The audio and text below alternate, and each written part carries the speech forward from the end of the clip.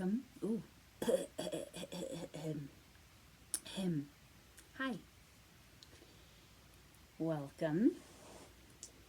Today's practice was something I am arbitrarily calling the 10-minute challenge. Essentially, the plan was to get on the line and stay on the line for as long as I could, and to step off as few times as possible in a 10-minute span. I didn't actually keep a great eye on the clock, so I did 14 minutes instead of 10, and I can't decide if I want to cut out the beginning or cut out the end. And so today's challenge was a 14-minute challenge. I don't know, whatever. This length of line that I'm using today, I am arbitrarily calling a level 2 length. In the video where there was the playground in the background, that one I would have called a level 1 length. This one is a little bit longer. The longer they get, the harder they are to walk on, and the more sway you're going to get in the line.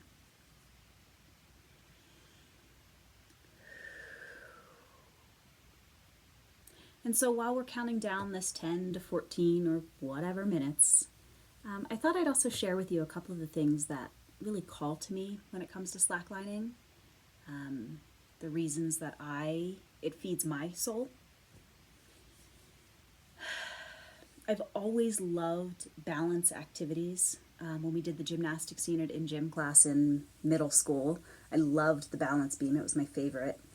I've always loved dance and movement, but I really like the finesse of trying to find your balance on something and the centering feeling that you get. And I think it has something to do with the forced engagement of my core and the proper alignment that comes with trying to find that centered balance. I also find, when I was first taught the line, my friend told me to stare at one point and to keep staring at it, and not to look at anything else, certainly not to look at my feet, but to stare at that point. And so when I'm walking the line, I find a section of bark on the tree that is at the level that I want it to be for where I am, and I stare at it. And I know that there are plenty of meditative techniques that involve staring at something, and it's something you can certainly do off the line. And if you do try, I'd love to hear comments down below. But I'd love to hear, what value you get from it, or if you don't, or what, if you like it or if you don't. But I really enjoy that whole, I am staring at something and this is my meditation. It's forcing a focus that is very physical. It's forcing a very physical, with my eyes, I am staring focus. My presumed ADD, I've never been diagnosed, but you look at it, I'm like, I gotta be attention deficit in some regard. Craves focus. So my brain struggles with that a little bit, unless I am intentional about it. And so in addition to the staring, when I am walking on a line, it is hard to think about much else. My brain starts to wander. I do notice some patterns in terms of wandering brain and then me falling off the line. But it forces me to be very present in what's going on in my body. And that is my favorite place to focus, is my awareness within myself and recognizing, how do my shoulders feel? Do they feel the same? Do they feel different? Are they engaged? Are they open in the chest? Are they closed in the chest? Just noticing things in my body. And being on the line, I spend a lot of time noticing things on my body. I also like the sport because it is still a niche, not super mainstream activity. I prefer activities that not everyone else is doing. And we could, dissect the psychology of that inside way, 10 Ways to Sunday. But ultimately, I tend to prefer the activities that less people are involved in. Currently, it does seem to be a more male or male identifying sport. And sometimes that can be a challenge, but the truth is, having grown up with 3 brothers, spending most of my various careers in male-dominated fields, it's a place that I want to say comfortable, but I don't know if it's it's a place that I recognize. I also recognize that I can bring a different perspective as someone who identifies as female.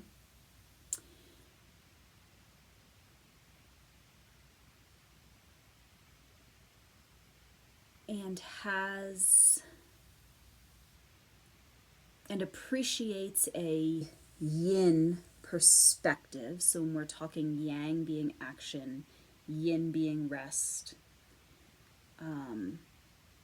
Actually, I think it's yang. I might have said that wrong. Yin yang, yin yang. I think most people in my cultural circle say yin yang, but I think it's actually yin yang.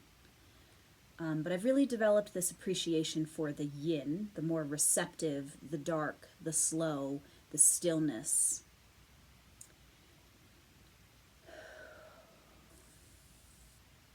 And I can see an opportunity for, sorry, I was just holding my hand in a way, and then I can see an opportunity for the words that come to mind is for me to stand out. And maybe that is exactly what I mean. Maybe it isn't. But I like places where I can be unique, and I know that I can be unique right now in this space. I see opportunities to incorporate my innate rhythm, my love of dance on the line. I don't really know where it's going or what I'm doing, but I'm trying to be casual about it. And I'm not always good at being casual about things, but this is an opportunity to practice that and to counteract some of my innate tendency to be a little uptight. And it becomes really obvious when you're tight and you're clenched and whatnot on the line, especially after you spend a longer session, your body hurts. And so this ability to let go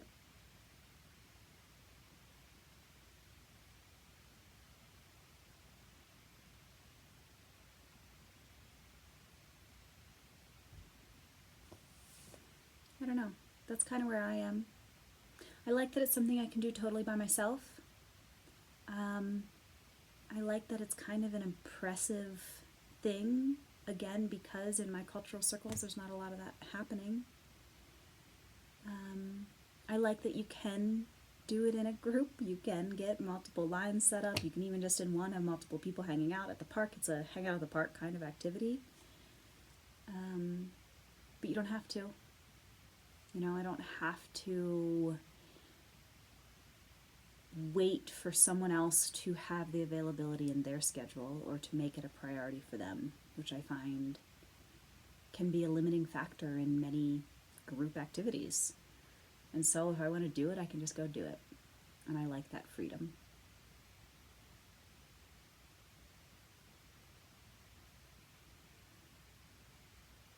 And that might be all that I have to say about it right now.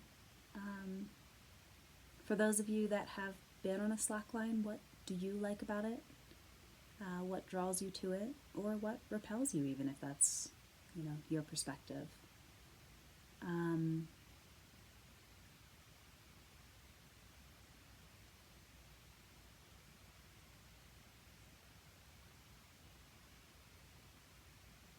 Okay. Do you have any questions for me? Do you have any things you'd like to see or have me cover, or, you know, how you doing? What's your day like? Yeah? All right. Well, I'm going to cut this off here. This one's about 10 minutes, so I'll either cut out my 14-minute, 10-minute challenge, or I will speed up my 14-minute, 10-minute challenge to coincide with this video. And that's that. Talk to you later.